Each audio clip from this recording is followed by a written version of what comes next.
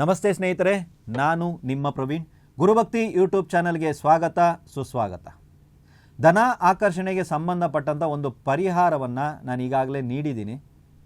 ಅದರಲ್ಲಿ ಕೆಲವೊಂದು ಪರಿಹಾರಗಳನ್ನು ಕೆಲವೊಂದು ಕಡೆಗಳಲ್ಲಿ ನಮಗೆ ಮಾಡೋಕ್ಕಾಗಲ್ಲ ಅನ್ನುವಂಥದ್ದು ಕೆಲವರಿಗೆ ಬರುತ್ತೆ. ಅದಕ್ಕೋಸ್ಕರ ನಿಮ್ಮ ದೇವರ ಕೋಣೆಯಲ್ಲೇ ಮಾಡುವಂಥ ಒಂದು ಪರಿಹಾರವನ್ನು ನಾನು ಕೊಡ್ತಾ ಇದ್ದೀನಿ.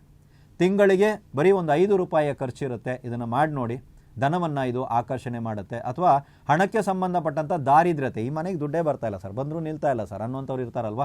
ಸೊ ಈ ರೀತಿ ಸಮಸ್ಯೆ ಏನಾದರೂ ಇತ್ತಂದರೆ ಅದು ಪರಿಪೂರ್ಣವಾಗಿ ನಿವಾರಣೆ ಆಗುತ್ತೆ. ಮಂಗಳವಾರ ಅಥವಾ ಶುಕ್ರವಾರ ಸಂಜೆ 6 ಗಂಟೆಯಿಂದ 7 ಗಂಟೆಯ ಒಳಗಾಗಿ, ನಾನು ಕೆಲವೊಂದು ವಿಡಿಯೋದಲ್ಲಿ 8 ಗಂಟೆ 30 ನಿಮಿಷ ಅಂತೆಲ್ಲ ಹೇಳಿದ್ದೀನಿ, ಅದಲ್ಲ, ಇದು ಬೇರೆ. ಮಂಗಳವಾರ ಅಥವಾ ಶುಕ್ರವಾರ ಸಂಜೆ ಒಂದು 6 ಗಂಟೆಯಿಂದ 7 ಗಂಟೆ ಒಳಗಾಗಿ ಒಂದು ಚಿಕ್ಕದಾಗಿರುವಂಥ ಗಾಜಿನ ಬಟ್ಟಲನ್ನು ತಗೊಳ್ಳಿ. ಅದರಲ್ಲಿ ಪೂರ್ತಿ ಪ್ರಮಾಣದಲ್ಲಿ ಬಿಳಿ ಸಾಸಿವೆಯನ್ನು ತುಂಬಿಸಿ. ತುಂಬ ಕಡೆಗಳಲ್ಲಿ ಇದನ್ನು ಹಳದಿ ಸಾಸಿವೆ ಅಂತಲೂ ಕರೀತಾರೆ, ಗ್ರಂಥಿಗೆ ಅಂಗಡಿನಲ್ಲಿ ಸಿಗುತ್ತೆ. ಇದನ್ನು ಪೂರ್ತಿಯಾಗಿ ತುಂಬಿಸಿ ಇದರ ಮೇಲೆ ಒಂದು 5 ರೂಪಾಯಿಯ ನಾಣ್ಯವನ್ನು ಇಡಿ. ನಾಣ್ಯ ಯಾವುದೇ ಬಣ್ಣದಾಗಿದ್ರೂ ಪರವಾಗಿಲ್ಲ ಸರ್, ಚಿನ್ನದ ಬಣ್ಣದಲ್ಲಿ ನಾಣ್ಯ ಇರುತ್ತಲ್ಲ ಅದೇ ಇಡಬೇಕಂದ್ರೆ ಆ ಥರದ್ದೆಲ್ಲ ಏನಿಲ್ಲ. 5 ರೂಪಾಯಿ ನಾಣ್ಯನೇ ಬೇಕು. 10 ರೂಪಾಯಿ 20 ರೂಪಾಯಿ ಕಾಯಿನ್ ಕೂಡ ನಡೆಯಲ್ಲ. 5 ರೂಪಾಯಿ ನಾಣ್ಯನೇ ಇರಬೇಕು. ಒಂದೇ ಒಂದು ನಾಣ್ಯವನ್ನು ಇದರಲ್ಲಿಟ್ಟು ದೇವರ ಕೋಣೆಯಲ್ಲಿಟ್ಟು ಪೂಜೆ ಮಾಡ್ತಾ ಬನ್ನಿ.